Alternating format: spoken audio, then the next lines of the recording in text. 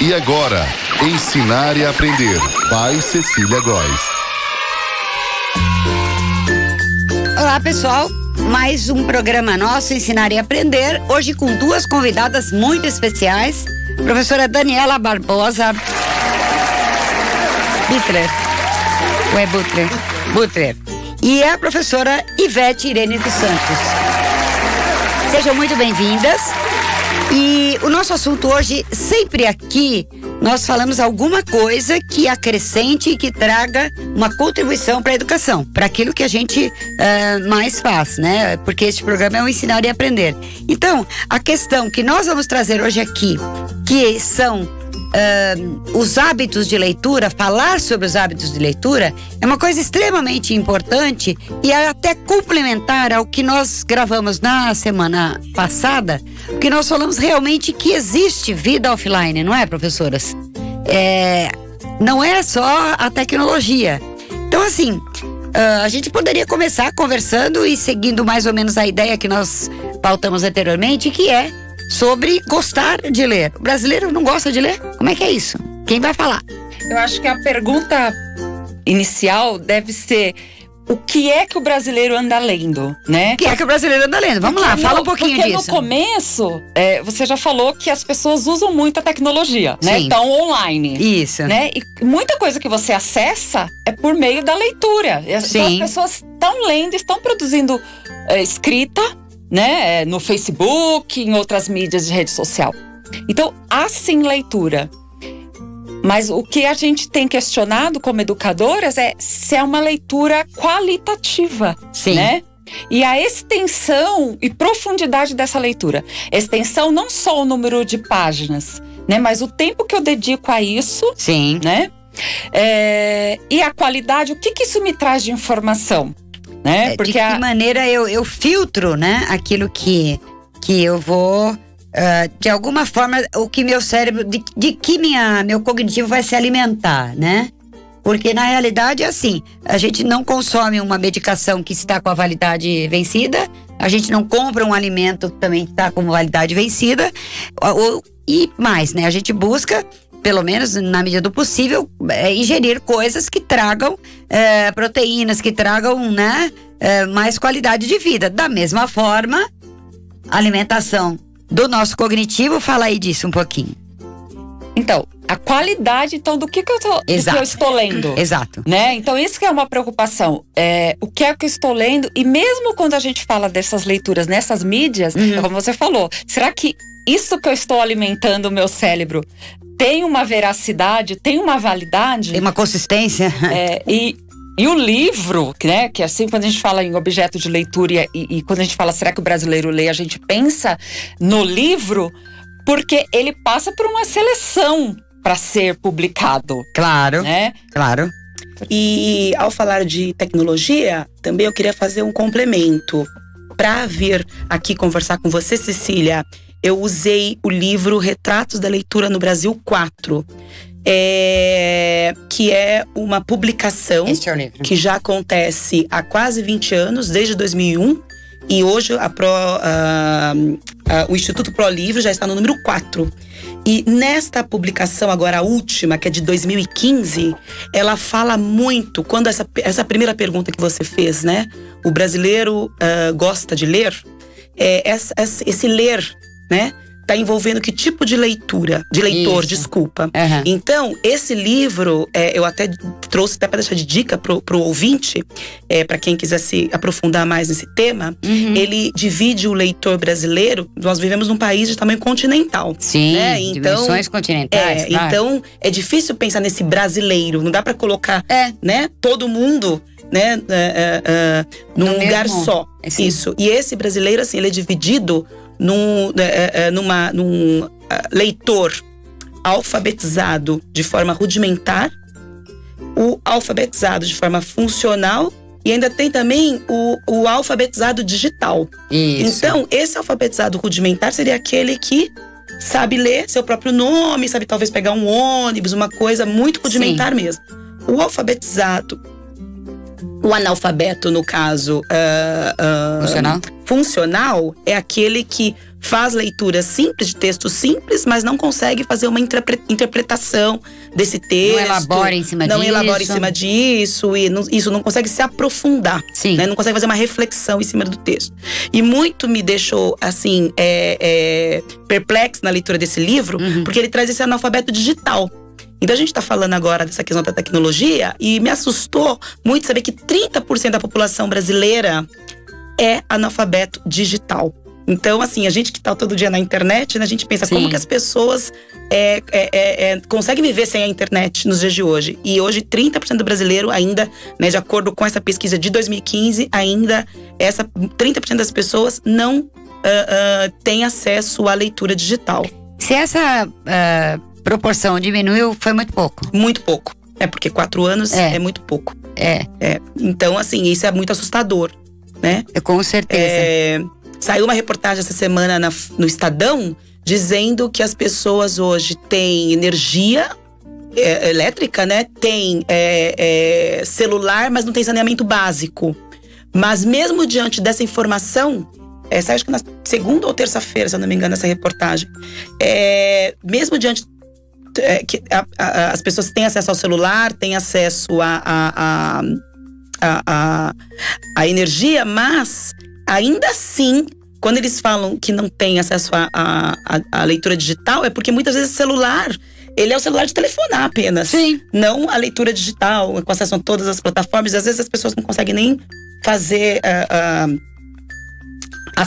minimamente, né, aquilo que seria do cotidiano.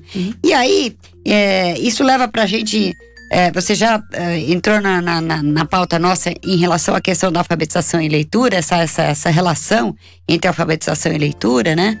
Mas sempre a gente tem que partir da questão do equilíbrio. Puxa vida, assusta que 30% ainda, né? Mas o que está faltando? Este que não tem, ou que parece apavorado, que minimamente uma coisa tecnológica que em tese para muitos é simples, para outros não é, né? Isso não significa que ele, vivendo no mundo offline, ele vive plenamente a leitura, porque a leitura de mundo dele é diferente, porque a leitura também é leitura de mundo, né? Então a leitura de mundo dele é diferente da leitura de mundo do cara que está plugado, que está ligado à tecnologia. Então, é uma coisa assim muito que a gente luta aqui para falar do equilíbrio entre essas duas coisas, né? Existe vida online e existe vida offline também. Sim. Então é dela que a gente está tentando falar já há 3 programas, sob óticas diferentes. Falamos agora sobre, no programa passado, sobre ferramentas que impactam a aprendizagem. Mas são intervenções e coisas que dependem muito da postura do professor, que tem que estar preparado para isso, né? Sim, a leitura, sem dúvida alguma, você falou muito bem, né? Não é só leitura de texto, de livro, leitura digital que seja, Sim. né? A leitura, a gente tem a leitura de mundo. O que é essa leitura de mundo? É o filme que a gente assiste, a viagem que a gente faz, Exato. é a exposição que a gente visita. São leituras. Enfim, são leituras, tudo é leitura, Sim. né? Leitura de mundo, né? Então isso, inclusive, é cobrado em produção de texto. Só um exemplo. Exemplo é ótimo sempre. A redação do Enem, por exemplo, ela é cobrada ali, os corretores cobram 5 competências, né? Uma das competências é a questão da informatividade e a intertextualidade. Se eu não me engano, é competência número 2. E é aí, nesse momento, que o menino tem a condição de fazer exatamente isso que você acabou de colocar. Né? De colocar a leitura de mundo. Isso. Né? Aquela tela que ele conhece, que ele faz relação daquela pintura com o momento político que a gente está vivendo. Enfim, então não é só leitura de texto, como você muito bem colocou. Exato. E eu acho que essa questão traz 2 leituras sobre o tema superficiais. As pessoas acham que as novas mídias, que as tecnologias, elas são excludentes. Elas não são. Não. Sabe? Todas podem coexistir. Claro. Na verdade, uma alimenta a outra. Se Perfeito. a gente pensar também esse equilíbrio aí, né? Que houve um aumento, sim, de alguns livros devido a existência dos youtubers que comentam, Sim. né? E a existência de filmes que depois viram livros, né? Então há uma alimentação. E uma tecnologia não precisa anular a outra, porque são experiências diferentes. Não precisa uma coisa entrar em detrimento da outra, jeito não. nenhum. Priorizar. São experiências textuais, visuais. E As pessoas comentam, né? O livro vai acabar? Acho muito interessante essa pergunta. Humberto Eco dá uma resposta excelente pra isso. Gente, o livro é um objeto que não vai acabar nunca. Ele é igual a colher. A colher não vai acabar nunca. Ele é igual a roda. E você pode a comer roda com não a vai mão. acabar não. Né? Então você pode comer com a mão em algumas situações que existem. Sim, um pedacinho de melancia igual a Magali. Mas você ok. também pode escolher vários talheres e tem até a etiqueta de como comer. Então, assim, existem maneiras diferentes. E outra coisa que eu acho interessante… Porque o livro é exatamente nessa situação, ele é o alimento, né? Sim. Agora, como você… Então, e o alimento maior, num primeiro momento, eu sempre defendo, aí é uma questão mais particular, de que as pessoas tenham acesso ao conteúdo. Quando a gente fala, assim, de leitura de mundo, a primeira luta que eu tenho como educadora, não só na questão escolar, é que as pessoas tenham acesso à cultura e à informação. Sim. E essa informação, muitas vezes, elas vêm de várias outras mídias, né? Então o livro também ele é uma mídia, porque se a gente pensar, né, na minha dissertação de mestrado eu defendi exatamente isso, que a oralidade é a primeira forma de expressão de um pensamento.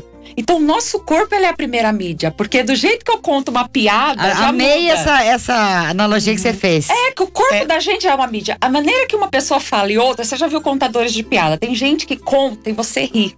Outro, você não consegue a entonação. Então, nós temos como primeira mídia o corpo. Exato. Até porque o corpo fala também, né? Exatamente. Ainda que não esteja dizendo nada. Sim. Né? Sim, tudo comunica, né? Não é só o código, língua, idioma. Não, Sim. tudo. A roupa que você veste, as caretas que você faz, nas caras e bocas, o corte do cabelo. Tudo é comunicação. Exato, e é uma coisa assim, é uma falácia, né? A gente está acostumado a ouvir até professores a dizer que assim, o professor alfabetizador, a criança findou o primeiro ano, meu aluno está alfabetizado. Em quê? Só porque ele decodificou e está refazendo relação grafema-fonema? Não. A alfabetização é muito mais do que isso. Muito mais. Quem queria falar de mais. alfabetização aí? Então, os níveis de leitura, né? Que é o primeiro passo. Aí, níveis de leitura. Isso, é a decodificação. Isso é o primeiro processo, sim. Mas é longe de ser alfabetização como um processo. Ele é Nós temos, superficial. inclusive, essa guerra, né, das alfabetizações hoje, como teve também nos Estados Unidos, Sim. né? O método fônico ou o método construtivismo. Até é uma falácia, como você acabou de dizer, porque construtivismo não é método. Não é método, nunca foi. Construtivismo nunca foi método. É uma Construtivismo teoria. é uma teoria, isso. Então, quer dizer, as pessoas se preocupam tanto com essa questão do método, né? Também, Ou com nomenclatura, né? Mas que, na verdade, a gente tem outras preocupações, como você muito bem colocou.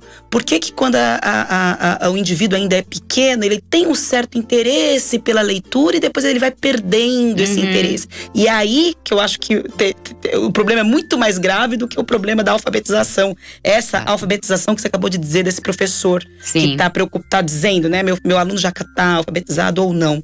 É a associação que se faz com os objetos e com as mídias, né? E com Fica essa uma ideia informação, rasa, né? E com essa informação, porque o primeiro nível seria essa decodificação. Se eu leio ideogramas e eu não decifro, já parei ali, né? Então vou ver japonês, eu já… O segundo nível, que é a compreensão, quer dizer que eu consigo reproduzir aquilo que eu li. Muita gente já fica nisso. E isso não só em livros, a gente observa as confusões que ocorrem no Facebook. Eu vou usar aqui como exemplo a mídia, que acho que é comum a todos. É bom. E o terceiro nível, que é essa interpretação, que é essa correlação de vários assuntos. E até a recriação. E aí a gente vai falar assim, que é a obra aberta, né? Que eu tenho uma interpretação, o outro tem. Não é que qualquer coisa pode ser entendida. As pessoas acham assim, que a gente fala leitura aberta, qualquer coisa cabe. Sim. Não. Eu tenho que argumentar, eu consigo argumentar as relações, né? Hoje mesmo eu estava assistindo ao filme O Retrato de Dorian Gray, e neste momento da minha vida eu fiz uma associação muito forte com O Advogado do Diabo. No primeiro, eu li o livro há 20 anos, não existia, né? Não tinha acesso ao filme. Tá. Então, quer dizer, à medida que você vai lendo, tendo esse conhecimento de mundo, você vai fazendo associações. Exato. E aí, numa argumentação, eu conseguiria falar, né? Por que eu associei, né? Os temas, né? Vaidade. Então, níveis de leitura e objetos de leitura, né? Não é excludente. claro que como professoras a gente tem amor ao material livro. Ah, sim. Por causa da textura, porque a gente mexe com os sentidos. Folhear o livro, né? Isso é impagável, né? E são experiências E quando tem dedicatória, então, né? Como é que alguém tem coragem de doar um Exatamente. livro com dedicatória? É impossível, né? É impensável Não é? isso, né? Mas às vezes em sebo a gente encontra. Né? É verdade. E num segundo momento, por exemplo, eu tô com um problema na coluna e eu quero levar um material. Quer dizer, o meu celular, neste momento, ele tem um mundo ali. Claro. Né? Eu posso fotografar, claro, tomando cuidado com os direitos autorais. Quando eu não consigo ler, eu tenho acesso pelo audiolivro, quer dizer, então isso sim é um acesso à leitura. Claro. Né? Então, o que a gente defende, então quando se pergunta lá, o brasileiro não gosta de ler, talvez ele não tenha sido despertado para essas gamas de leitura. Porque... Ah, ok. Que a ideia é realmente equivocada da leitura. E assim, houve um tempo, né, em que não quer dizer que as obras clássicas jamais elas devem ser desprezadas, né? Mas o que implica é exatamente a maneira como que se propõe qual é a proposta dessa leitura. Então, ela vindo de uma maneira meio que para memorizar e fazer uma avaliação, uma prova em cima de um livro, eu acho isso né? Sim, porque leitura é fruição, né? Então a gente tem que entusiasmar para isso e para o aprendente entrar na história do livro, viajar com isso. Então a contação de histórias ela tem que acontecer muito, isso tem que começar lá de baixo, não é, Dani? Sim. Deixa eu complementar o que a professora Ivete falou. Sobre o leitor. Nesse livro que eu trouxe para vocês, o francês lê 16 livros por ano. E o brasileiro lê 2 inteiros. Parece que chega um pouquinho mais, mas ele abandona esse terceiro livro, esse suposto terceiro livro, né? E uma das questões, o que mais impede o brasileiro de ler, que ele disse na pesquisa, Sim. é a falta de tempo. Mas o europeu também tem essa questão de falta de tempo, porque hoje o mundo globalizado, todo mundo trabalha muito. Na mesma Mas proporção. O que acontece no caso da França, né? Os leitores de lá dizem que leem muito no transporte público. E a gente aqui não tem condições de ler no transporte público, porque nem todo mundo tem lugar para sentar, né? Então um motivo seria esse, né? Então assim, será que o brasileiro não gosta mesmo de ler? Ou será, não que eu esteja usando isso como desculpa, mas estou dizendo assim, que um problema acaba enfrentando outros problemas, né? Então… não dá pra gente trazer algumas realidades pra nós. O que a gente tem que fazer? É a mesma história de, por exemplo, uma coisa maravilhosa, uma referência incrível pra nós é a Reggio Emília. Mas vamos entender, Brasil, país de dimensões continentais, Reggio Emília é um povoado desse tamanho na Itália. Não dá pra copiar. Não dá. Mas a educação pode ter qualidade da mesma forma que lá? Pode, mas usando o nosso regionalismo, as nossas características, as nossas peculiaridades, enfim. É porque a gente tem muito essa coisa, aluno pede muito isso pra gente, né? Receitinha pronta. Na nossa área de psicopedagogia e neuroeducação, por exemplo, eles acham que tem uma receita, mas vamos aprender a lidar com o disléxico. Olha, você começa assim, faz, não existe um igual a outro. E não existe receita. Não existe né, um igual a outro, Cecília? somos singularidades. Exato, né? não existe receita. Até porque, exatamente, nós somos tão diversos, né? E hoje se fala tanto da questão da inclusão. Como é que vai ter uma receita se cada caso é um caso? Claro, né? Cada ser é um ser, né? Então, O que precisa ficar, né, meninas, dessa coisa que nós estamos falando, né? Quais são as barreiras que a gente tem para a leitura? A gente sempre começou falando aqui da questão de que, por exemplo, o europeu lê muito no transporte público, mas é outra coisa. Imagina um metrô aqui, um metrô na Alemanha, um metrô, sabe, na Finlândia, é outra realidade, né? Então, o que a gente poderia dizer para… Porque nós consideramos, não tenho tempo, não gosto muito de ler. Não sei, como é que você pode não gostar de alguma coisa que você não experienciou em profundidade? E quando o indivíduo entende que do que ele lê, o que ele precisa resgatar é aquilo que é essencial, aí eu acho que o caminho fica um pouco mais… flui mais, né? Mais leve do que pensar que é uma obrigação, porque eu tenho que ler livro. Tá, mas faça. Não é? O que vocês diriam sobre isso? Sobre o ato de ler? eu acho assim que são muitos agentes os responsáveis, né, Cecília? Sim. Não dá pra gente culpar só uma instância. Não. Acho que são muitos agentes. Por exemplo, nessa pesquisa também, parece que o maior influenciador de leitura, eu até também fiquei surpresa, porque achei que fosse o professor, mas não é. É a mãe. É verdade. Então o exemplo, aquele tipo clichê, né? Aquele dito popular, o exemplo vem de casa, né? O exemplo de Então, casa, é o a exemplo é que leva, não é a palavra. Até porque a carga horária de convivência é muito maior com a família. Né? E a ideia do modelo e a Em tese. Ou deveria ser, não sei. Deveria. Uhum. Você sabe. Ou, mesmo que você tenha um outro ambiente influenciador, esse é o mais marcante, né? Isso. Aquele que seja o que está mais com a criança, porque hoje nós temos a seguinte realidade. Eu vivo, meus alunos, hoje eu não vivo mais isso, mas vivi muitos anos. Hoje eu estou só no meio acadêmico há muitos anos, né? Mas os meus alunos são professores. Então, ele recebe criança que entra na escola às 7 horas da manhã e muitas vezes vem com o pijama, porque a mãe não consegue convencê-lo a se trocar, ou porque ela se atrasou, ou ele vem com a fralda que foi... Vocês não acreditam, com a fralda que foi trocada o dia anterior na escola. E ele é retirado da escola pela família, ou vai de transporte escolar, enfim, às 19, quer dizer, ele passa 12 horas na escola. E depois ele dorme 8. Ele fica quanto com a família? Né? E não sei se vocês tiveram a oportunidade de ver uma campanha que o McDonald's fez.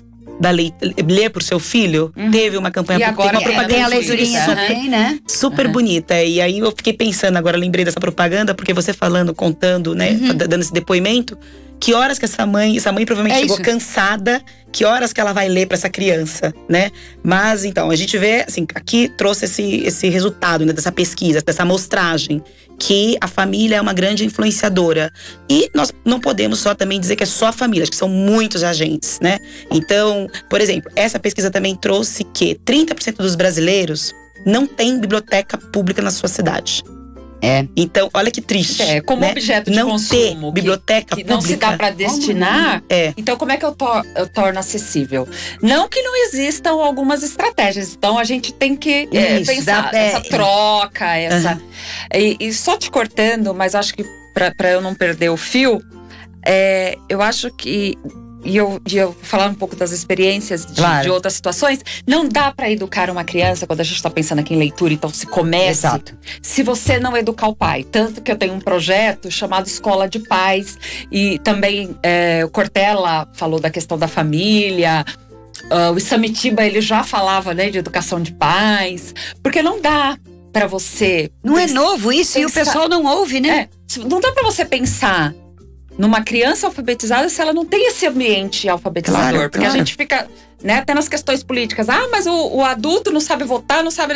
Então, assim, quando que a gente quebra esse modelo? Trabalhando nas duas instâncias. Pai e escola. Escola e pais. A nossa grande dificuldade tá em encontrar essa parceria. A gente que vive chão de sala de aula, a gente sabe que os pais vão à escola, a escola precisa remodelar essa questão desse trazer esses pais para a parceria, não para dar ingerência no pedagógico, que nós não precisamos disso. Muito obrigada, a gente estudou muito para isso. Que muitas vezes os pais confundem isso, muito. Né? A parceria que a gente precisa é que eles façam a parte deles na contrapartida do convívio familiar, né? Então a gente tem, assim, por exemplo, situações de escola rural. Eu tive alunos de EJA que não sabiam ler, mas acharam, por bem sabiam cantar, e cantar também é uma forma de ter uma comunicação.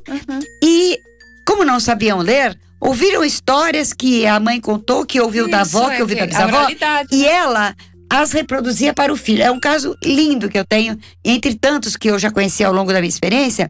E esse menino se tornou um escritor.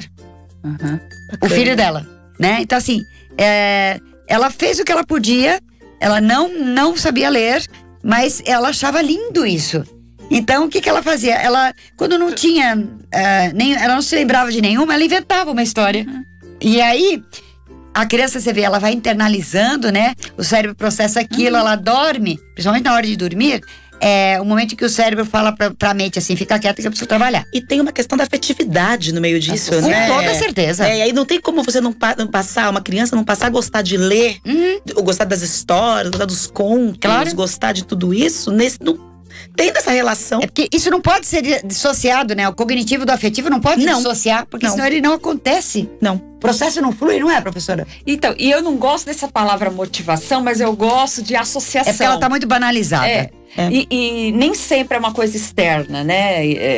Quando se Não. fala em motivação, Não. você põe o papel do pai, do professor. Isso. Mas eu acredito em algumas associações possíveis. E aí é responsabilidade de todo mundo. Então, associar que o livro, sim, é um objeto de consumo Isso. valioso. Porque quando a gente fala aqui de poder aquisitivo, mas muitas vezes ele não tem esse acesso ao livro, mas Sim. ele tem acesso a outras coisas que não são consideradas, se a gente for pensar, de tão primeira necessidade. Então é aquilo que eu coloco. Ou associar que o livro, a criança tá de castigo, você vai ficar na biblioteca lendo. Então, quer dizer, eu associo que é um castigo e não Que horror. prazer, Que horror. né? Que É, não- você ficou de jamais. recuperação, então você vai ler mais não sei você quantos vai ler, e títulos. você vai associando. Então você. Isso, novelas. Eu já vi algumas tentativas de que se leia poesias. Então, quer dizer, isso sim traz como modelo, porque você associa, Claro. a gente falou do afetivo, que é sim prazeroso, né? Então, quando eu tenho Eu modelos. acho que até o jogo, né? Sim. A proposta do jogo, por exemplo, a gente tem um costume, tem uma família amiga, muito amiga, que existe um costume, toda vez que tem aniversário, tá a turma toda, então a gente brinca, sempre tem, brincadeiras que envolvem todo mundo. Brincar de mímica, brincar de adivinha. Então, a gente mantém esse negócio, e as crianças já entraram nessa, entendeu? É a terceira geração em que isso está acontecendo e é muito legal. E assim, eu vejo alunos da universidade, nossos, que às vezes você vai ver um trecho de um filme para depois discutir alguma coisa. Professora, é legendado? Quer dizer, o primeiro nível lá, que seria decodificação, ele já não quer. Como assim? Não, é legendado. É legendado. Eu sou voluntária em algumas ONGs e também não tenho filhos, mas eu tenho 19 afiliados. Aham. E eu me lembro que numa das primeiras festas que eu reuni algumas crianças, eu falei que presente seria livro. Isso há uns 19 anos. Aham. E aí uma pessoa, pai, falou assim: ai, mas eles vão associar, que chato ganhar livro de presente. Eu falei, que contrário. Que livro é tão especial que ele é presente. E até Claro. hoje eu já sou madrinha-avó. E é muito engraçado, porque eu tenho o meu quarto ainda montado na casa da minha mãe, que é o ponto de encontro, né? Ah, que a gente você vai faz morando, lá. a gente vai Entendi. morando em apartamento cada vez menor, então. É. E as crianças vão na minha casa, na casa dos meus pais, e elas não mexem nos brinquedos. Elas mexem nos livros. E claro que eu tenho livros dos brinquedos. Desde bebê, o primeiro presente Claro. que eu dou é aquele Aquele que você de toma banho com ele. E né? acho também, né, que é importante, aproveitando o que a professora Ivete disse, tô vendo o Hulk ali atrás, né? E tô pensando aqui nas histórias em quadrinhos. Aproveitar esses momentos, né, por exemplo, dos Vingadores, né? Claro. Por que não trazer esse tipo de literatura, de leitura que são as histórias em quadrinhos para os alunos? Por que não fazer, vamos fazer então uma análise dos personagens, se os personagens são planos, redondos. E aí você pode usar várias né? linguagens para chegar nisso. Então, associar então, várias disciplinas tem para modos, realizar. né? Não trabalhar com esses livros obrigatórios, que infelizmente ainda é muito comum, né? Então, hoje, por exemplo, a gente tem muitos booktubers, né, na internet. Então, é um modo também de trabalhar De aproximar, leitura, né? de aproximar, Sim. de fazer talvez o percurso inverso. Antigamente, eu me lembro quando eu estudava, muitas vezes não tinha toda essa tecnologia de hoje, né? Mas existia o videocassete. Então, Sim. a professora trazia o vídeo depois que a gente trabalhava o livro, né? Talvez não, fazer um percurso inverso, dar algumas dicas de filmes, incentivar a pessoa, porque hoje E aí associar, né? muitos filmes que estão no cinema vieram de livros, muitos. Claro. E mesmo os né? personagens, por exemplo, quando você falou do Hulk, É. você tem o médico e o monstro, que não deixa de ter essa associação. Com Quando eu me certeza. Foi a mesma. Como que eu me transformo, né? Eu sou um… Claro. Né? Então, quer dizer, você pegar obras clássicas, aquilo que a gente falou, você parte de uma… As pessoas às vezes têm medo do spoiler, né? Muitas vezes, eu chego a um livro Porque alguém me contou, olha, esse livro é ótimo. Aí a gente falou os trechos e tal, e você, aí fala assim, opa. tá, eu quero ver como é que isso tá textualizado. Como é que isso tá textualizado? Porque isso é a mágica. Uma história, eu tenho mais de 70 versões da Chapeuzinho Vermelho, né? Foi uma das minhas pesquisas. E aí as pessoas falam assim, mas tudo é igual? Eu falo, não, e é exatamente isso que eu pesquiso. Como que uma letra te dá uma visão diferente. Nossa, né? E total. aí você traz isso pro cotidiano. Total. Como é que a gente faz? Num debate político, o que acontece? O que um fala já muda todo o sentido. Então eu brinco, certeza. né? Que em algumas versões o lobo não é mau, ele tá faminto, houve uma má interpretação. Então, e isso a literatura traz. Então o pessoal fala assim, mas vai ler vai fazer uma leitura de uma obra mais simplificada, vai ler em quadrinhos, vai assistir ao filme. São linguagens diferentes. Sim, e acho que assim, né, numa escola, né, Cecília, não ter preconceito. Então, a gente escuta falar tão mal, às vezes, de Paulo Coelho, ou da leitura de Harry Potter. Gente, são livros que também têm sua importância. Claro. Eu não posso nem falar muito de Paulo Coelho, porque eu só li um livro dele. Mas eu não sei se esse preconceito, né, acho que toda leitura dá para ser aproveitada, principalmente quando a gente está falando de questão de incentivo, né? Claro, você não pode permitir que um aluno traga, por exemplo, ou leia dentro da sua aula um livro. Bruna Surfistinha, eu tô falando porque uma vez um aluno pediu para eu dei uma aula de leitura livre escolha, e o menino me perguntou, professora, posso trazer Bruna Surfistinha? Então, quer dizer, com todo respeito a Bruna Surfistinha, nada contra, mas assim, mas eu falei, responde a isso, né? Então eu tenho que ter a responsabilidade de professor. Mas por que não trabalhar essas leituras que ainda não passaram pelo crivo, né? Sim, do acadêmico, sim, do por clássico. exemplo. Isso, e lembrando que alguns clássicos também eram considerados obras populares, né? Mesmo os irmãos Grimm, a gente falou aqui de oralidade, você dando exemplo desse seu aluno. Começaram foi oralidade história de boca em boca. Exato, né? exato. O Paulo Coelho, por exemplo, ele já tá naquela coleção Para Gostar de Ler, né? Eu fui letrada com o Para Gostar de Ler e essa coleção continua. Coleção. Sim. E aí tem algumas obras, né, mais místicas, e ele está lá. Como você tem Edgar Allan Poe, que também tinha umas obras. Então, ele tá ao lado. Sim. Mas aí, eles não têm qualidade. Mas vamos comparar por que não tem. Por que essa e não essa? E você explica, considerando isso que você tá falando, você explica, por exemplo, o fenômeno da Bienal, que atrai tantos jovens, né? Quase 1 milhão de pessoas na Bienal aqui de São Paulo do ano passado. E a maioria das pessoas que frequentaram a Bienal, por exemplo, ano passado, eram jovens. Então, fala que não gosta de ler. E os livros desses filmes, que são enormes? São enormes. Então, geralmente é o momento obra, que esse jovem tem para encontrar outros leitores, né? Para discutir, para encontrar seu escritor preferido. Claro. Né? Então, quer dizer… Gente, a hora no rádio… Né? Ela voa, né? E professor gosta de falar pra caramba, é uma delícia. E quando é um tempo assim… Eu acho que de repente a gente pode até pensar em voltar, dar uma continuidade nesse tema, trazendo outras abordagens em cima dessa questão, porque ela é muito importante, ela é fulcral, eu acho, né? Nós conseguimos, a nossa pautazinha, conseguimos cobrir. E eu agradeço imensamente a presença de vocês e deixo aqui um segundinho aí para vocês se despedirem da Rádio Geek. Muito obrigada pelo convite. Né, vocês podem nos procurar também no Facebook, porque aí tem outros temas Pode ligados até falar a esse, como né? que você tá no Facebook, Tô no você Facebook também. como Ivete Irene dos Santos, e também tem alguns vídeos de umas outras entrevistas. E eu acho que quero deixar uma mensagem como incentivadora da leitura. Perfeito, é isso que eu queria. O livro tem que estar em todo lugar. Exato. Como a gente tem acesso ao lanche, livro tem mais que acessível. estar disponível. Perfeito. Né? Visualmente, taticamente, em cima. Ele tem que estar próximo. Tem que estar fácil de acessar, é isso. Próximo, porque aí dia eu me aproximo ainda mais. Exato. Né?